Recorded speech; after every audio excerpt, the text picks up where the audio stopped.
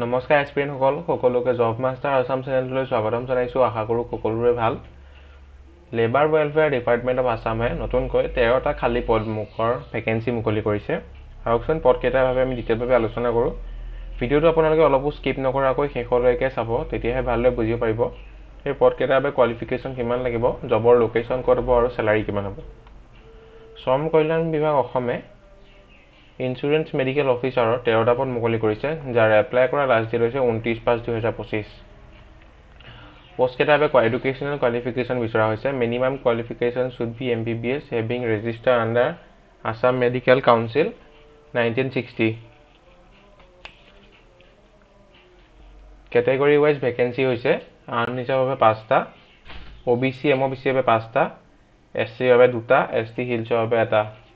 আৰু স্যালাৰি হ'ব 30,000 পৰা 1,10,000 ভিতৰত, আৰু গ্ৰেড পে হ'ব 12,000 পাৰ মান্থ উইথ আদাৰ এডমিনিষ্ট্ৰেটিভ এলাউন্স থাকিব।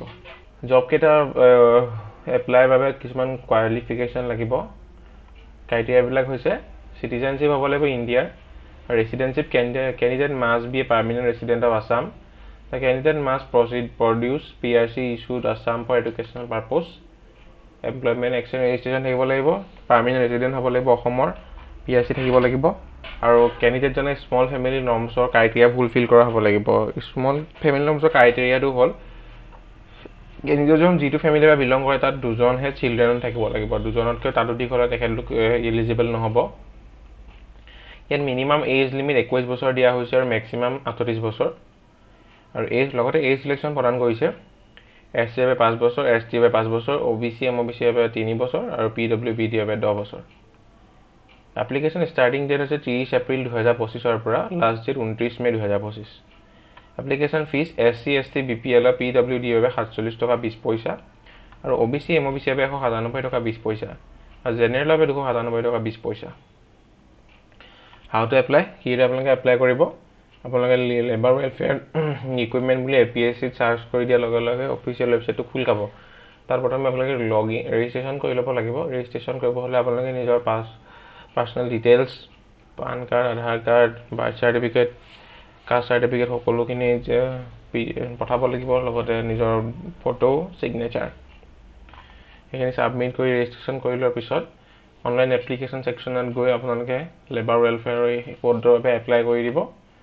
তাত আপোনালোকে গোটেইখিনি matriculation certificate, HS, graduation, MBBS certificate সকলোখিনি আপলোড কৰাৰ পিছত ফিজ পে' কৰিব লাগিব। ফিজটো পে' কৰি দিয়াৰ লগে লগে এটা ৰেফাৰেঞ্চ ID জেনেৰেট হ'ব। সেই পেজটো আপোনালোকে লগত ৰাখি থ'ব। ফিউচাৰ যেতিয়া এডমিট কাৰ্ড ডাউনলোড কৰিব সেই পেজটোৰ থ্ৰুতে আপোনালোকে হেল্প হ'ব। ইয়াৰ অফিচিয়েল নটিফিকেশ্যনখন মই আপোনালোক দেখাই দিছোঁ। এইখন হৈছে ইয়াৰ অফিচিয়েল নটিফিকেশ্যনখন। মই যিখিনি কথা ক'লোঁ ইয়াত গোটেইখিনি ক্লিয়াৰলি মেনশ্যন হৈ আছে।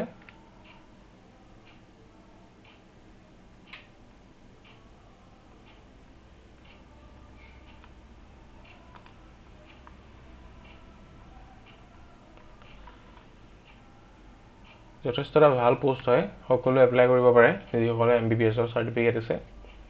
ইমানখিনি আছিলে আজিৰ ভিডিঅ'টোত। আশা কৰোঁ আপোনালোকে ভিডিঅ'টো চাই ভাল পালে। যদি ভিডিঅ'টো চাই অলপ হ'লেও ভাল পালে তেন্তে লাইক কৰিব আৰু চেনেলটো ছাবস্ক্ৰাইব কৰিবলৈ নাপাহৰিব। ধন্যবাদ।